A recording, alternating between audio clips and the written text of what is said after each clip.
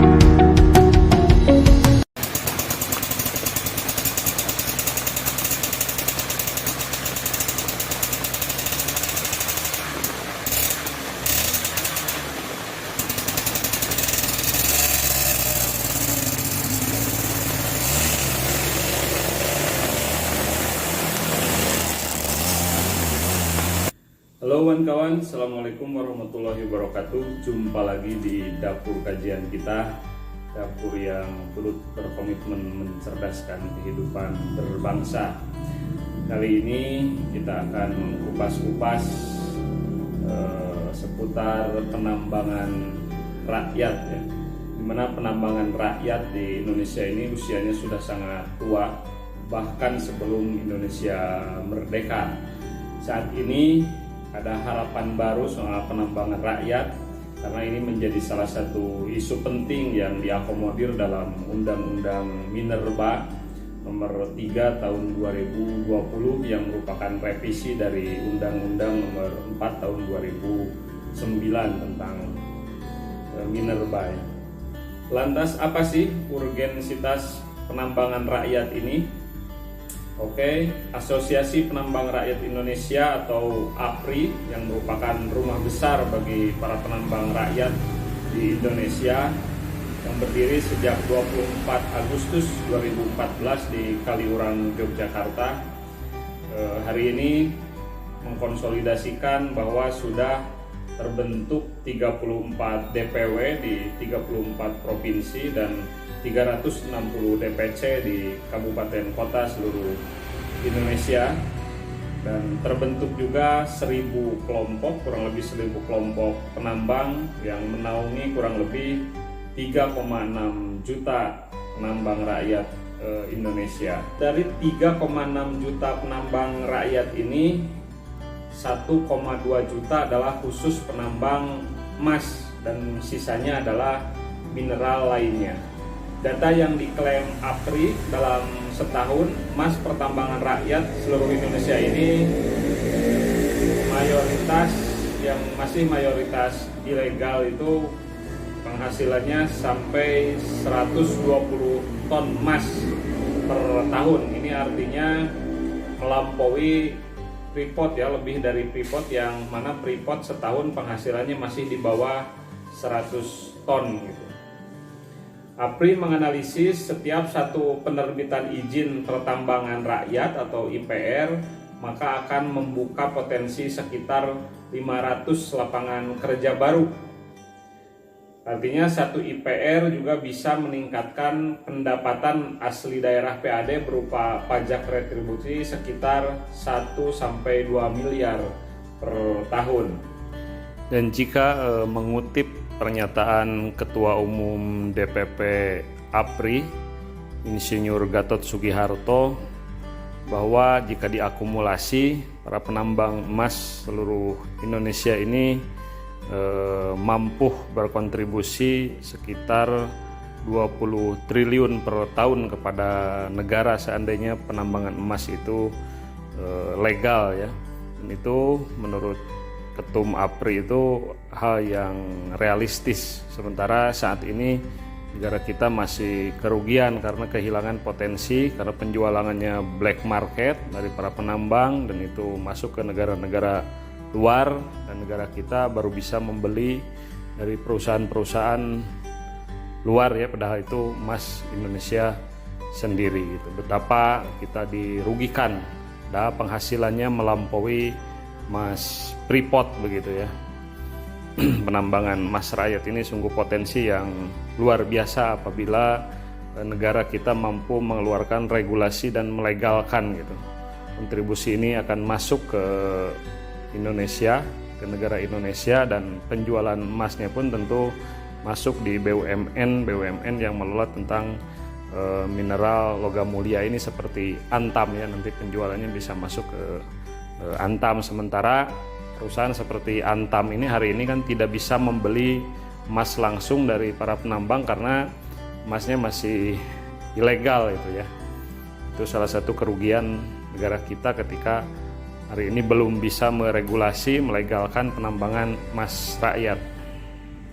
Sementara mengenai proses legalitas yang sedang ditempuh oleh APRI, nantinya setiap usulan IPR ini akan diusulkan oleh setiap kelompok penambang di bawah binaan Asosiasi Penambang Rakyat Indonesia itu melalui koperasi-koperasi yang akan terbentuk di setiap kabupaten kota.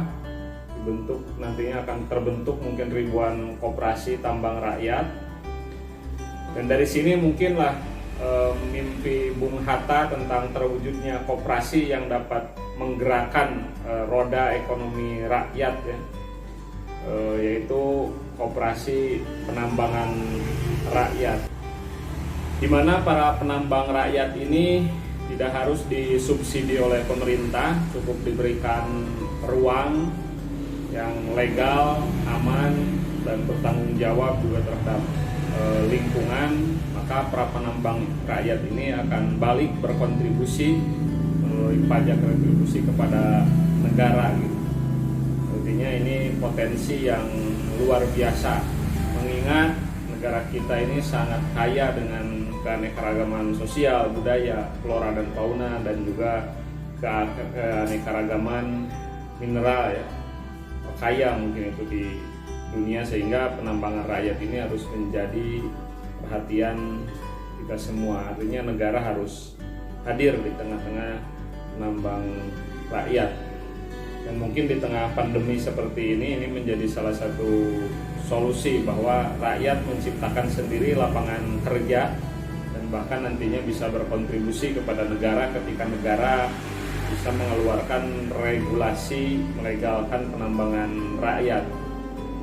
Dalam hal ini APRI hadir dan berkomitmen untuk selalu konsen mendorong bagaimana mengkonsolidasikan seluruh penambang rakyat di Indonesia agar memiliki pijakan alas hukum yang jelas, menjadi legal, sehingga penambangan menjadi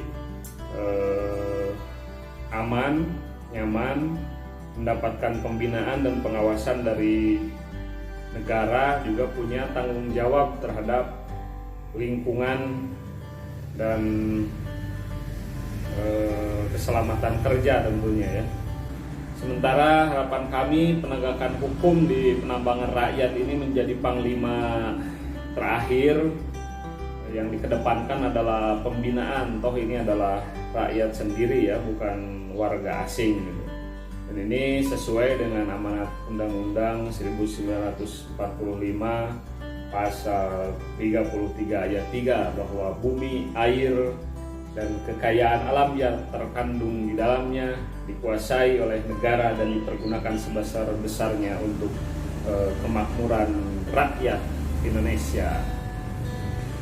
Dalam hal ini kebetulan saya adalah Ketua DPC Asosiasi Penambang Rakyat Tasikmalaya, yang berkaitan dengan penambangan rakyat di emas ini. Kebetulan kami sedang mendorong proses legalitas menempuh WPR, KLHS, dan IPR, izin penambangan rakyat. Data kami menunjukkan sudah lebih dari 1.500 warga di Kecamatan Cineam Karangjaya yang berprofesi sebagai penambang rakyat. Dan ini adalah mata pencaharian yang sudah turun-temurun dari sudah hampir di 4 generasi mungkin ya, itu sudah berjalan sekitar 60 tahunan, sehingga kami senantiasa berkomitmen dan berkonsentrasi bagaimana penambangan rakyat ini akhirnya bisa legal sehingga bisa menciptakan lapangan kerja, menciptakan kesejahteraan masyarakat, dan bahkan bisa berkontribusi kepada pendapatan asli daerah di Kabupaten Tasikmalaya. Oke, segitu dulu jumpa kita di dapur kajian kita kali ini yang mengkaji mengupas tentang seputar penambangan rakyat. Sampai ketemu di dapur kajian berikutnya. Wallahul muwaffiq ila aqwamit thoriq. Wassalamualaikum warahmatullahi wabarakatuh.